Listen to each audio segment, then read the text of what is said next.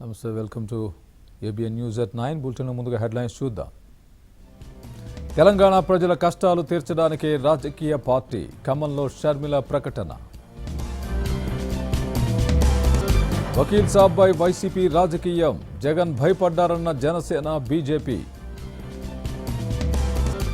పరిపాలన పోల్చి ఆలోచించి ఓటు వేయండి తిరుపతి ఓటర్లకు చంద్రబాబు పిలుపు. కడప ముఠాల నుంచి బెదిరింపులు ఢిల్లీలోనూ రఘురామకృష్ణంరాజుకు సెక్యూరిటీ.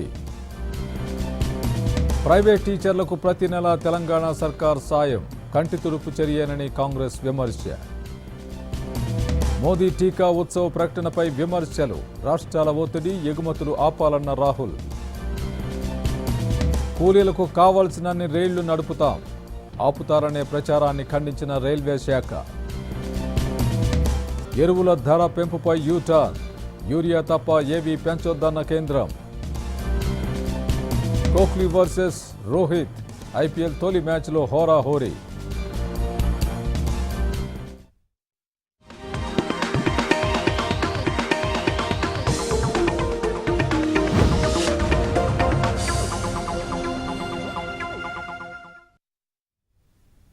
తిరుపతి లెక్కలు మారుతున్నాయా? టీడీపీ స్పీడ్కు వైసీపీ డిఫెన్స్లో పడిందా? జగన్ రాక దేనికి సంకేతం? బీజేపీ పరిస్థితి ఏమిటి?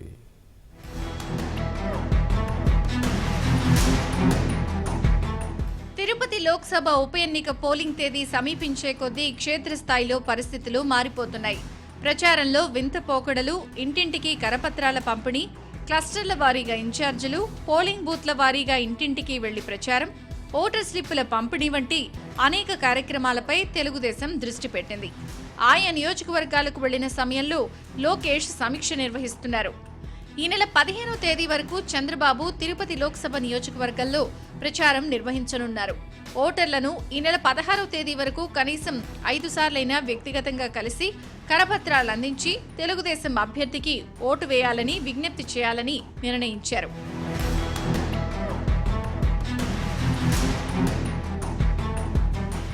టీడీపీ క్షేత్రస్థాయిలో ప్రచారాన్ని ప్రణాళిక ప్రకారం చేస్తూ ఉండడంతో అధికార పార్టీలో హడావిడి ప్రారంభమైంది. అన్ని నియోజకవర్గాల్లో వైసీపీ ఎమ్మెల్యేలు ఉన్నప్పటికీ ప్రచార సమన్వయం లేకుండా సాగుతుందని వైసీపీ హైకమాండ్ దృష్టికొచ్చింది. సీనియర్ మంత్రి పెద్దిరెడ్డి రామచంద్రారెడ్డి మొత్తం ప్రచారాన్ని పర్యవేక్షిస్తున్నారు.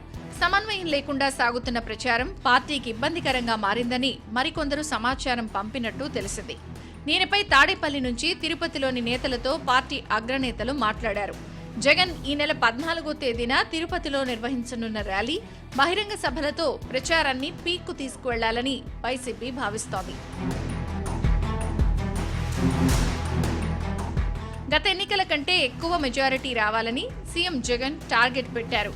అయితే క్షేత్రస్థాయిలో పరిస్థితులు, బీజేపీ అభ్యర్థి చీల్చే ఓట్లు, సంక్షేమ పథకాలు అందక కొంతమందిలో అసంతృప్తి, పార్టీలో నెల్లూరు జిల్లాలో ఉన్న గ్రూపు విభేదాలు, టీడీపీ ప్రణాళికాబద్ధ ప్రచారంతో మెజారిటీ పెరగదేమోనన్న ఆందోళన వైసీపీ నేతల్లో ప్రారంభమైంది. శ్రీకాళహస్తి, తిరుపతి అసెంబ్లీ నియోజకవర్గాల్లో గత ఎన్నికల్లో వైసీపీకి మద్దతిచ్చిన ఓ వర్గం ఈసారి పవన్ కారణంగా బీజేపీ వైపు వెళ్తుందన్న ప్రచారం ఊపందుకుంది. అదే సమయంలో పోల్ మేనేజ్మెంట్ కూడా కీలకం కానుంది. వైసీపీకి డబ్బుకు కొదవలేదు. ఈ పరిస్థితిని టీడీపీ ఎంతవరకు అధిగమిస్తుంది అనేది చర్చనీయాంశంగా మారనుంది. బీజేపీ అభ్యర్థి రత్నప్రభ సామాజిక వర్గానికి చెందిన ఓటర్లు ఆమె వైపు మొగ్గు చూపితే ఎవరికి నష్టం అనేది కూడా పోలింగ్ సరళి ద్వారా తెలియాల్సిందే.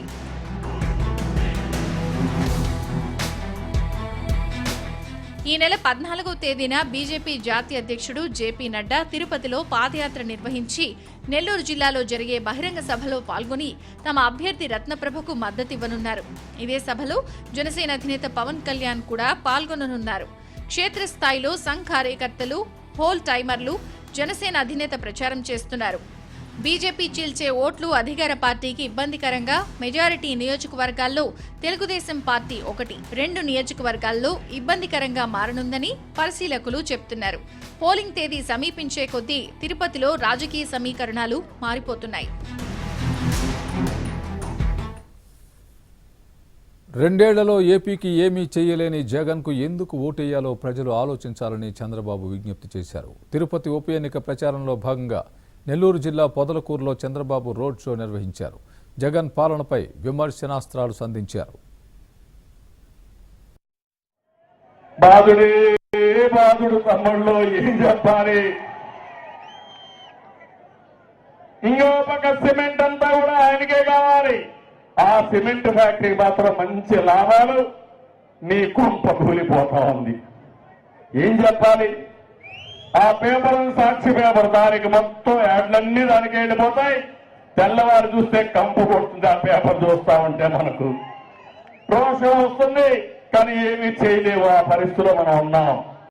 ప్రత్యేక హోదా వస్తే అన్ని ఇక్కడికే వస్తాయని చెప్పాడు. నమ్మించాడా లేదా యువతను అడుగుతున్నా. యువత 2 ఏళ్లలో ఒక ఉద్యోగం మీకు వచ్చిందా తమ్ముళ్ళు? ప్రత్యేక హోదా ఊసిందారా తమ్ముళ్ళు? నిన్న పాండిచేరిలో ప్రత్యేక హోదా ఇస్తామని చెప్పితే ఎంపీబీ పాండిచేరి ఎన్నికల్లో బీజేపీకి ప్రచారం చేసి మనం అడిగితే ఇంతవరకు దాని మీద వివరణ ఇవ్వలేకపోయారంటే ఏం చెప్పాలని మిమ్మల్ని అడుగుతున్నా. ఎదురుదాడి చేస్తారు, మనమేదో బీజేపీతో కలిశామని. నేను అడుగుతున్నా, కలిసింది మీరు, నేను సవాలు విసురుతున్నా. 2 ఏళ్ళయింది, ప్రత్యేక హోదా ఎందుకు తేలేదో తిరుపతిలో మీరు చెప్పాల్సిన బాధ్యత మీ పైన ఉందని జగన్మోహన్ రెడ్డిని హెచ్చరిస్తున్నానని చెప్పి కూడా నేను మీకు తెలియజేస్తున్నా. ప్రత్యేక హోదా లేకపోతే నీకు ఈ రాష్ట్రాన్ని పరిపాలించే అర్హత ఉందా? ప్రజల్ని మోసం చేయడం న్యాయమా? నెల ఉద్యోగాల జీతాలు టంచనగా 30వ తారీఖు ఇచ్చా, 1వ తారీఖు ఇచ్చా. ఈరోజు ఎంత తమ్ముళ్ళు? ఈరోజు డేట్ 9. ఉద్యోగస్తులకు జీతాలు వచ్చాయా? వస్తున్నాయా అని మిమ్మల్ని అడుగుతున్నా. ఉద్యోగస్తులకు జీతాలు ఇవ్వలేరు. ఎందుకు ఓటేయాలి? నీకు ఉద్యోగస్తులు జీతాలు ఇవ్వడానికి కోటేయాలా?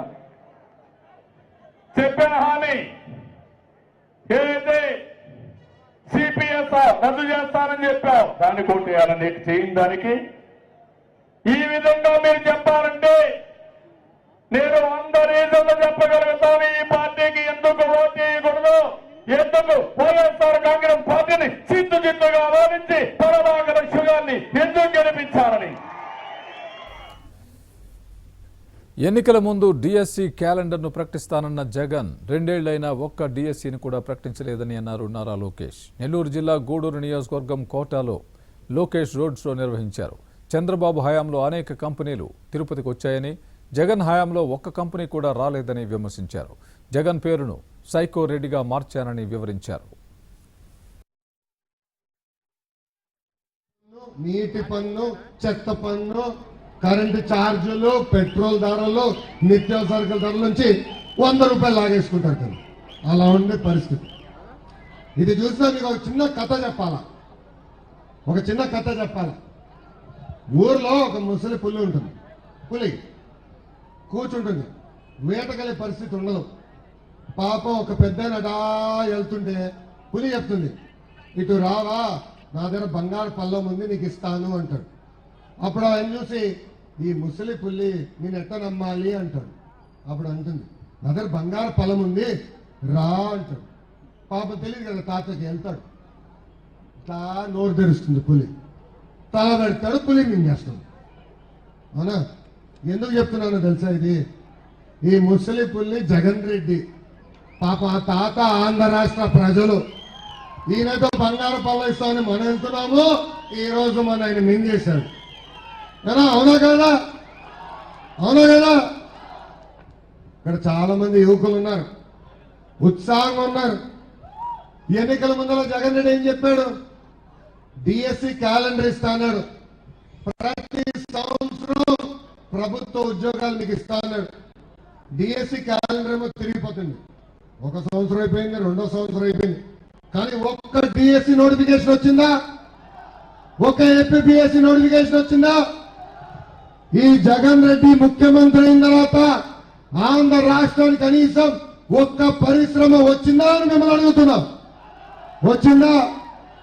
అదే చంద్రన్న ముఖ్యమంత్రిగా ఉన్నప్పుడు Celkon, Micromax, Dixon, Kia Motors, Apollo tyres, hero Motors ఇట్లా వందలాది సంస్థలు మన తిరుపతి పార్లమెంట్లకి తీసుకొచ్చారు. ఇప్పుడున్న పరిస్థితి ఏంటంటే కనీసం ఆంధ్రులకి ఆ పరిశ్రమలో ఉద్యోగాలు ఇప్పించే పరిస్థితిలో జగన్ రెడ్డి లేడు. ఇంకా మహిళల దగ్గర రావాలా? ఏమా జగన్ రెడ్డి పాదయాత్రలు ఏం చేశాడు? ఏం చెప్పాడు తల్లి? 45 సంవత్సరాల కన్నా ఎక్కువ వయసున్న ఎస్సీ ఎస్టీ బీసీ మైనారిటీ మహిళలకి పెన్షన్ ఇస్తాను చెప్పాడు. 3,000 అన్నాడు. పెన్షన్ ఇచ్చాడు తల్లి? ఇచ్చాడా? లేదు. ఇంకో పక్కన పాపం బాబాయ్ చనిపోయాడు. ఒక చెల్లేమో ఢిల్లీలో వదిలేశాడు తల్లి. పాదయాత్ర చేసిన చెల్లినేమో హైదరాబాద్ లో వదిలేశాడు.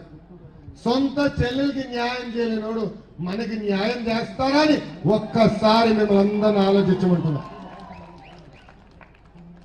అమ్మా, ఆనాడు మా పైన ఆరోపణలు చేశారు. అందుకే నేను ఇప్పటికీ 48 గంటలైంది సవాల్ ఇస్త్రీ. నేనేం చెప్పానంటే, వెంకన్న సాక్షిగా నేను ప్రమాణం చేయడానికి సిద్ధంగా ఉన్నా. నేను గాని మా కుటుంబ సభ్యులు గాని వైఎస్ వివేకానంద రెడ్డి గారి హత్యలో ఎలాంటి పాత్ర లేదని ప్రమాణం చేయడానికి మేము సిద్ధంగా ఉన్నాం. 14వ తారీఖు నాడు జగన్ రెడ్డి వస్తున్నాడు. ఆయన కూడా ఇదే ప్రమాణం చేయడానికి సిద్ధంగా ఉన్నారా అని ఈ సభాముఖంగా ఆయన అడుగుతున్నా. జగన్ రెడ్డి గారు, ఆంధ్ర రాష్ట్రంలో అందరూ ఒకటే అడుగుతున్నారు, ఎవరు మీ బాబాయ్ని చంపేశారని. ఇప్పుడన్నా మీ బాబాయ్కి న్యాయం చేయమని ఈ సభాముఖంగా జగన్ రెడ్డి గారిని నేను అడుగుతున్నా. అవునా? జగన్ రెడ్డి గారి పేరు నేను సైకో రెడ్డి అని మార్చా. ఏం రెడ్డి? సైకో రెడ్డి. ఎందుకో చెప్పాలా? మన ఎంపీ గారు దుర్గా ప్రసాద్ గారు చనిపోయినప్పుడు కనీసం ఆ కుటుంబాన్ని ఓదార్చడానికి వెళ్ళలేదైనా. ఆయన భార్య కనీసం ఫోన్ చేయలేదు. ఈయన ఇంకో పక్కన బద్వేల్ ఎంపీ, బద్వేల్ ఎమ్మెల్యే, అక్కడ ఎమ్మెల్యే గారు చనిపోతే ఈయన జగన్ రెడ్డి అక్కడికి వెళ్ళి శవాన్ పక్కన నవ్వుతున్నాడు. ఎంత న్యాయం చూడండి. మొన్న కర్నూలులో ఒక ముస్లిం సోదరుడు, చాలా బాధేస్తుంది, వైకాపా నాయకుల హెరాస్మెంట్ తట్టుకోలేక మొత్తం కుటుంబం, ఆయన భార్య, 2 పిల్లలు పురుగు మందు తాగి చనిపోయారు. ఇప్పుడు కూడా వాళ్ళకి న్యాయం చేయలేని వ్యక్తి ఈ సైకో రెడ్డి. అంటే దళితులంటే కోపం, బడుగు బలహీన వర్గాలంటే కోపం, మన మైనారిటీ సోదరులంటే కోపం. అందుకే నేను జగన్ రెడ్డి పేరుని సైకో రెడ్డిగా మార్చుకోవడం జరిగింది. ఇక్కడున్న దళితులందరూ ఒకటే కోరుతున్నా, బడుగు బలహీన వర్గాలను ఒకటే కోరుతున్నా, మా ముస్లిం మైనారిటీ సోదరులను ఒకటే కోరుతున్నా, ఈ ఎన్నికల్లో జగన్ రెడ్డిని ఓడించండి, అప్పుడు మనకి న్యాయం జరుగుతుందని ఈ సభాముఖంగా నేను మిమ్మల్ని కోరటం జరుగుతుంది. వకీల్ సాబ్ బెనిఫిట్ షోల వివాదంపై బీజేపీ వైసీపీ నేతల మధ్య మంటలు రేగాయి. వకీల్ సాబ్ సినిమాకు బెనిఫిట్ షోలకు అనుమతించకపోవడంపై వైసీపీ వైఖరిని బీజేపీ తప్పుపట్టింది. బీజేపీ విమర్శలకు వైసీపీ కూడా అంతే ధీటుగా బదులిచ్చింది. పవన్ కళ్యాణ్ గారి సినిమా వకీల్ సాహబ్ చూడడానికి వచ్చాను. It is unfortunate from the part of chief minister of Andhra Pradesh that he so scared of Pawan Kalyan garu that he banned his all benefit shows in this morning. My question to Mr. Jagan Mohan Reddy is, if you are scared of release of Pavan Kalyan Garu's cinema, then what will happen to you in this state when the real political movie of Narendra Modi ji and Pavan Kalyan, BJP, Janasena will be released everywhere in this state? అంటే ఈ ఆంధ్రప్రదేశ్ రాష్ట్రంలో cinematography act ప్రకారం రోజుకి 4 షోలు మాత్రమే 4 సినిమాలు మాత్రమే ప్రదర్శించాలి. ఆ 4 సినిమాలు కూడా 11 గంటల దగ్గర నుంచి ప్రారంభమై సుమారుగా అంటే 12 లోపు ముగించేయాలి. ఇది ఆంధ్రప్రదేశ్ రాష్ట్రంలోని సినిమాటోగ్రఫీ యాక్ట్. నీకు బాగా దురదుందని, మీకు బాగా మోజుందని చెప్పని తెల్లవారుజామున 5 గంటలకు వెళ్తే షో ఏరండి సునీల్ గారు. కేసీఆర్పై ఉత్తమ్ ఘాటు విమర్శలు చేశారు. మంత్రి మల్లారెడ్డితో మరో 4 టీఆర్ఎస్ ఎమ్మెల్యేలు ఇసుక దోపిడీకి పాల్పడుతున్నా కేసీఆర్లో చలనం లేదని అన్నారు. సాగర్లో టీఆర్ఎస్ను గెలిపించడానికే బీజేపీ డమ్మీ అభ్యర్థిని నిలబెట్టిందని ఆరోపించారు.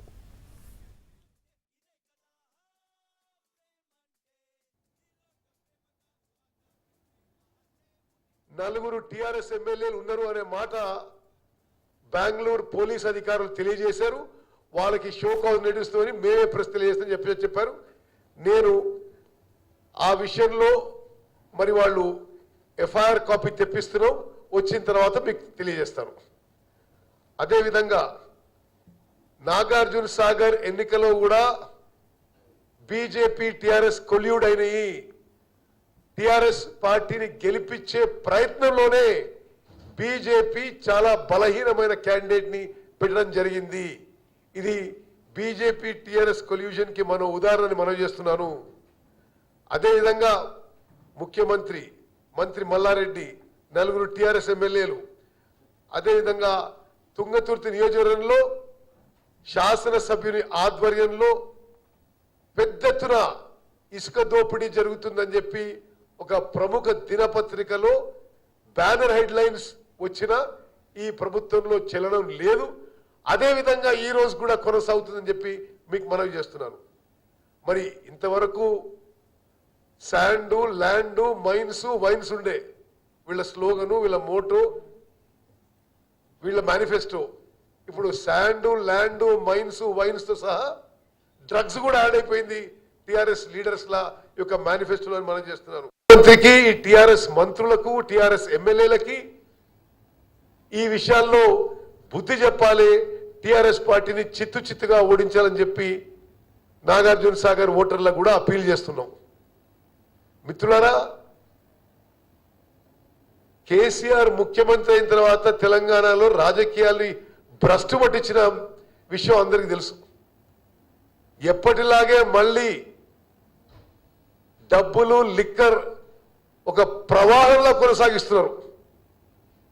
స్థానిక అధికారులు అసలు ఏమి ఒక ఎలక్షన్లా నిర్వహించడం లేదు. ఇక్కడున్న చీఫ్ ఎలక్టరల్ ఆఫీసర్ కానీ, రిటర్నింగ్ ఆఫీసర్ కానీ అందరూ ఎలక్షన్స్ నిష్పాక్షికంగా, ఫేర్గా, ఫ్రీగా, న్యూట్రల్లో నిర్వహించడంలో ఫెయిల్ అయిపోయినరు.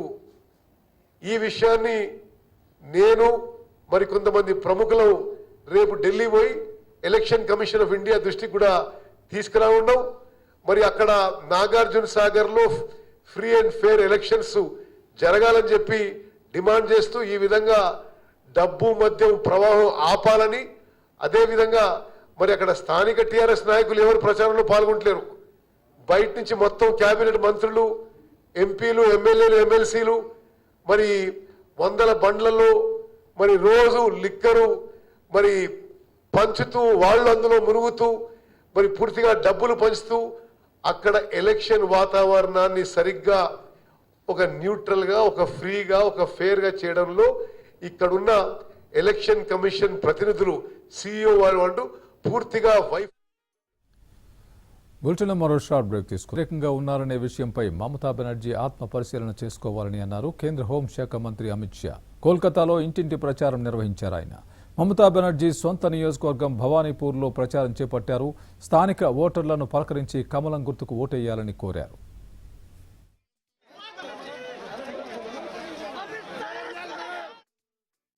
మరోవైపు అసెంబ్లీ ఎన్నికల్లో తృణమూల్ కాంగ్రెస్కు ఓటమి తప్పదని జోస్యం చెప్పారు. అవినీతి పరాకాష్ఠకు చేరిందని, శాంతి భద్రతల పరిస్థితి కూడా పూర్తిగా దిగజారిందని అన్నారు. 10 ఏళ్ల దీదీ పాలనతో బెంగాల్ ప్రజలు విసిగిపోయారని విమర్శలు గుప్పించారు. చొరబాట్లను, సిఏఏ వ్యతిరేక శక్తులను అడ్డుకోవడంలో మమతా బెనర్జీ విఫలమయ్యారని అన్నారు. दीदी को मैं एक कॉमन सेंस की बात बताना चाहता हूं कि सीएपीएफ जब चुनाव के काम में लगते हैं तब गृह मंत्रालय का कंट्रोल नहीं होता है। पैरामिलिट्री फोर्सेस पर कंट्रोल चुनाव आयोग का होता है। इतनी सादी सीधी बात भी अगर उनको मालूम नहीं है तो मैं मानता हूं कि उनकी बौखलाहट बहुत बड़ी हो गई। हमारे कार्यकर्ताओं पर लगातार हमला होना, हमारे प्रदेश अध्यक्ष दिलीप घोष पर विगत 2-3 दिनों में ही हमला हुआ। कल भवानीपुर में पुलिस स्टेशन के अंदर हमारे कार्यकर्ता बैठे थे, तब उन पर हमला हुआ और इस हमले के खिलाफ तृणमूल कांग्रेस के एक भी नेता की खंडन की टिप्पणी नहीं है। ये लोग मुख इशारा कर रहे हैं, मौन इशारा कर रहे हैं कि आप करिए। सार्वजनिक जीवन में इतना तो एक आम बात होती है कि किसी भी हिंसा, किसी भी प्रकार की हिंसा होती है, किसी भी राजनीतिक दल के कार्यकर्ताओं पर हिंसा होती है, सभी लोग इसकी निंदा करते हैं, भर्त्सना करते हैं। मुझे लगता है कि इससे भी तृणमूल कांग्रेस మజ్లిస్ అధినేత అసదుద్దీన్ బెంగాల్లో గేమ్ చేంజర్గా మారారు. తృణమూల్ కాంగ్రెస్ ఓట్లను మజ్లిస్ వైపు ఆకర్షిస్తున్నారు. గెలుపోటముల్ని శాసించే స్థితికి మారారనే విశ్లేషణలు వస్తున్నాయి. ఇలాంటి సమయంలో బెంగాల్లో దూకుడుగా ప్రచారం చేస్తున్నారు. మోదీ మమతా ఒక్కటేనని విమర్శిస్తూ ప్రచారం చేస్తున్నారు.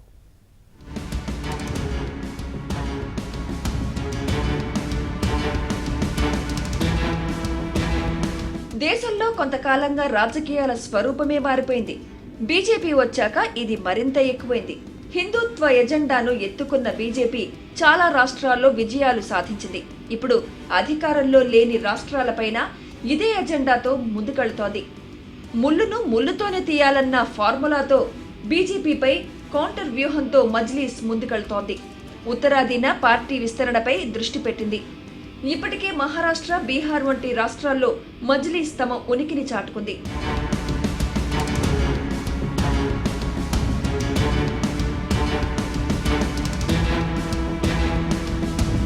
ఇప్పుడు బెంగాల్లోనూ మజ్లీస్ బరిలో దిగింది. బెంగాల్లో ముస్లిం జనాభా 21% ఉంది.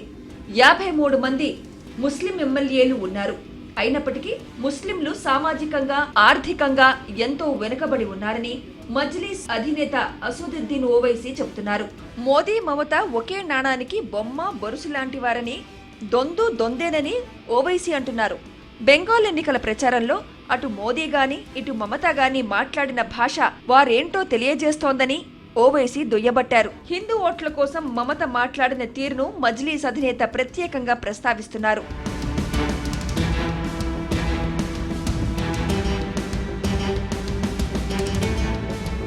ఇప్పటికే బెంగాల్లో రాజకీయ శూన్యత ఉందని, అందుకే అన్ని పరిశీలించాకే తాము బరిలో దిగామని అసద్ చెప్పారు. ముస్లిం యువత గుర్తింపు కోరుకుంటున్నారని, అలాగే రాజకీయంగా ఎదగాలని ఆకాంక్షిస్తున్నారని వివరించారు. 53 మంది ముస్లిం ఎమ్మెల్యేలు ఉన్నా ఆర్థికంగా ఎంతో వెనుకబడి ఉన్నామని తెలిపారు. ఇప్పటికే 16% మంది ముస్లిం పిల్లలకు పాఠశాలల్లో ఎన్రోల్మెంట్ లేదని అన్నారు. టీఎంసీ మేనిఫెస్టోలో ముస్లిం అనే పదం ఎందుకు లేదని అడిగితే తనకు తెలియదంటూ సాక్షాత్తు బెంగాల్ మైనారిటీ మంత్రి చెప్పారంటే పరిస్థితి ఎంత ఘోరంగా ఉందో అర్థం చేసుకోవచ్చని అసద్ దుయ్యబట్టారు.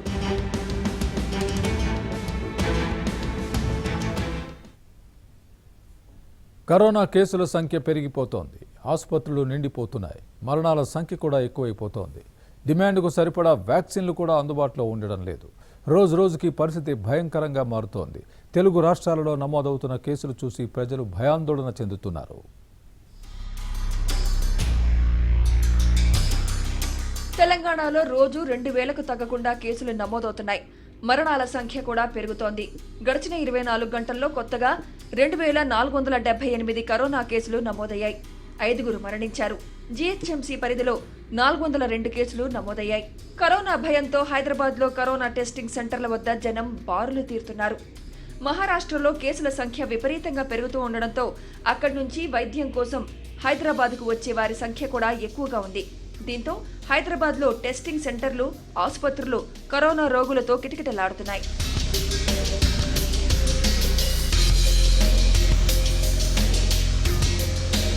కరీంనగర్ జిల్లా రామడుగు మండలం గోపాలరావుపేటలో ఉప్పు చాటింపు వేయించారు గ్రామ సర్పంచ్. కరోనా కేసుల సంఖ్య పెరుగుతూ ఉండడంతో నిబంధనలు పాటించని వారిపై కఠిన చర్యలు తీసుకుంటామని హెచ్చరించారు సర్పంచ్ సత్యప్రసన్న.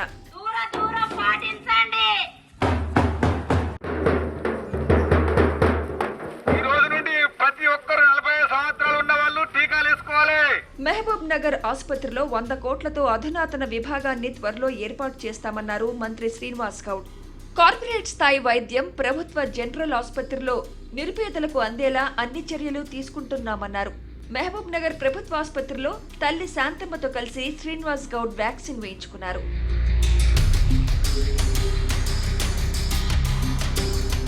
జిల్లా పరిషత్ చైర్మన్ మాస్క్ ధరించలేదని ఫైన్ వేసిన ఘటన వనపర్తి జిల్లా కేంద్రంలో చోటు చేసుకుంది. మంత్రి నిరంజన్ రెడ్డి, ఎంపీ రాములు, ఇతర ప్రజా ప్రతినిధులు పాల్గొన్న కార్యక్రమంలో ZP chairman Loknath Reddy mask ధరించలేదు. స్పందించిన పోలీసులు లోక్నాథ్ రెడ్డికి 1000 రూపాయల జరిమానా విధించారు. జరిమానా కట్టిన తర్వాత కూడా మాస్క్ ని కిందికి దించి మాట్లాడారు, కానీ వేసుకోకపోవడం కొసమెరుపు.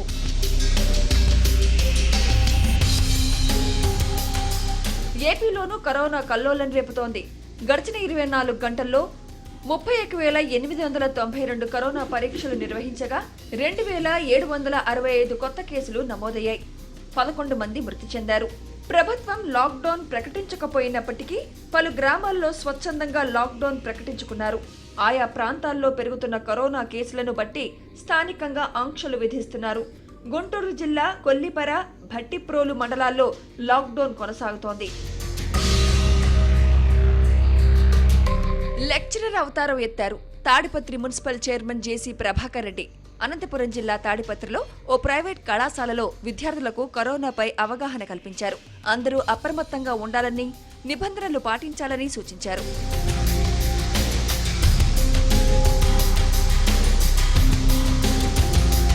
రాజమండ్రి సెంట్రల్ జైల్లో ఒకే రోజు 13 మంది ఖైదీలు కరోనా బారిన పడ్డారు. కరోనా సెకండ్ వేవ్ లో ఇప్పటి వరకు మొత్తం 22 మంది ఖైదీలకు కరోనా సోకింది. బాధితులకు జైల్లో ఓ బ్లాక్ లో వైద్య సేవలు అందిస్తున్నారు. జైల్లో 22 మంది ఖైదీలు కరోనా బారిన పడటంతో మిగిలిన ఖైదీల్లో జైలు అధికారుల్లో ఆందోళన వ్యక్తమవుతోంది.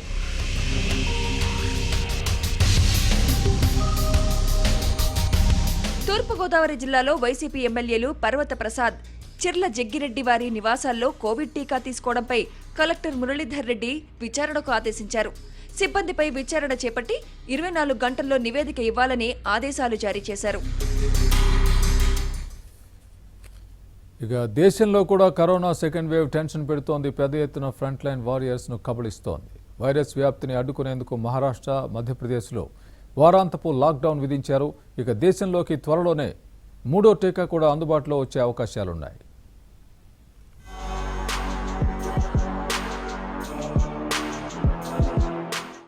దేశంలో corona second wave jet speed గా పెరుగుతోంది. రోజు రోజుకు పెరుగుతున్న కేసులతో పాటు మరణాల రేటు కూడా పెరుగుతుండడం ఆందోళన కలిగిస్తోంది. ఫ్రంట్ లైన్ వారియర్స్ పెద్ద ఎత్తున కరోనా బారిన పడటం కలకలం రేపుతోంది. లక్నోలోని కింగ్ జార్జి వైద్య విశ్వవిద్యాలయంలో 40 మంది డాక్టర్లకు, అటు ఢిల్లీలోని సర్ గంగారాం ఆసుపత్రిలో 37 మంది వైద్య సిబ్బందికి కరోనా పాజిటివ్ నిర్ధారణ అయింది. ఇంకా మెజారిటీ వైద్య సిబ్బందిలో కరోనా లక్షణాలు కనిపిస్తుండడం ఆందోళన కలిగిస్తోంది.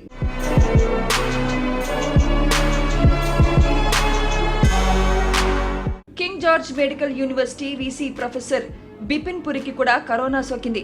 ఆయన కరోనా వ్యాక్సిన్ 2వ డోసు వేసుకున్న 11 రోజులకు కరోనాకు గురయ్యారు. అంత మాత్రాన వ్యాక్సిన్ పనిచేయడం లేదనే అపోహలు వద్దని విజ్ఞప్తి చేశారు బిపిన్ పురి. వ్యాక్సిన్ అత్యంత ప్రమాదకర పరిస్థితుల్లోకి వెళ్లకుండా రక్షిస్తుందని స్పష్టం చేశారు. డజన్ల కొద్ది వైద్యులు వ్యాక్సిన్ వేసుకున్నాక పాజిటివ్ బారిన పడటం చర్చనీయాంశంగా మారింది. దేశంలో కరోనా వేగంగా విస్తరిస్తుండటంతో అప్రమత్తంగా ఉండాలని కేంద్ర వైద్య శాఖ సూచిస్తోంది. संक्रमण तीव्र है और इस बार के संक्रमण में ये विशेष बात देखने को मिल रही है कि जो कोई एक व्यक्ति संक्रमित होता है तो उसके जो नज़दीकी संपर्क वाले लोग हैं वो बहुत जल्दी संक्रमित हो रहे हैं. पूरे परिवार के परिवार संक्रमित हो रहे हैं, कार्यस्थल पर कई लोग संक्रमित हो रहे हैं. तो संक्रमण इस बार तेज नज़र आ रहा है और इसलिए हमें बहुत सावधान रहने की आवश्यकता है ताकि हम संक्रमित न हों. इसके लिए सबसे ज़रूरी है कि अपने हम मुंह और नाक को ढक कर रखें। मास्क लगाना बहुत ही बड़ा उपाय है संक्रमण से बचने का। మరోవైపు మహారాష్ట్ర మధ్యప్రదేశ్లలో వారాంతపు లాక్డౌన్ అమలు చేస్తున్నారు. సోమవారం ఉదయం 7 గంటల వరకు సంపూర్ణ లాక్డౌన్ అమలులో ఉండనుంది. అటు ఉత్తరప్రదేశ్లోని బరేలీ, సహరన్పూర్, మీరట్లలో కేసుల తీవ్రత పెరగడంతో రాత్రి కర్ఫ్యూను అమలు చేస్తున్నారు. ముంబైలో వీకెండ్ లాక్డౌన్ విధించినప్పటికీ హోటల్ నిర్వాహకులకు హోమ్ డెలివరీ అవకాశం కల్పించారు.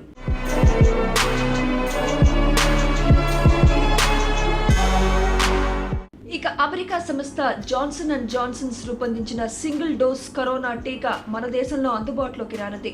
దేశంలో ఇప్పటికే 2 దశల్లో ట్రయల్స్ నిర్వహించింది. 3వ దశ ట్రయల్స్ కు DCGI అనుమతి ఇచ్చింది. భారత్ లో బయోలాజికల్ తో కలిసి ఈ వ్యాక్సిన్ ను జాన్సన్ అండ్ జాన్సన్స్ తయారు చేస్తోంది. 3వ ట్రయల్ సక్సెస్ అయితే వ్యాక్సిన్ అందుబాటులోకి రావడానికి ఎంతో సమయం పట్టకపోవచ్చు.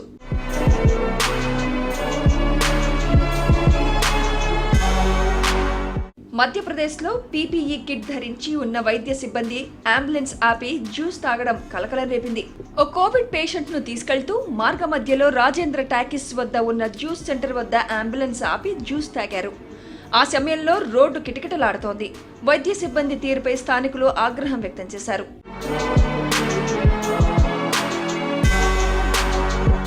యూపీలోని మొరాదాబాద్ లో కరోనా అవగాహన వెరైటీగా కల్పించారు. ఎముడి వేషం వేసుకున్న వ్యక్తి మాస్క్ ధరించాలని, సామాజిక దూరం పాటించాలంటూ ప్రచారం చేశారు. లేకపోతే వారిని తమ భటులు తీసుకెళ్లడం ఖాయమని హెచ్చరించారు.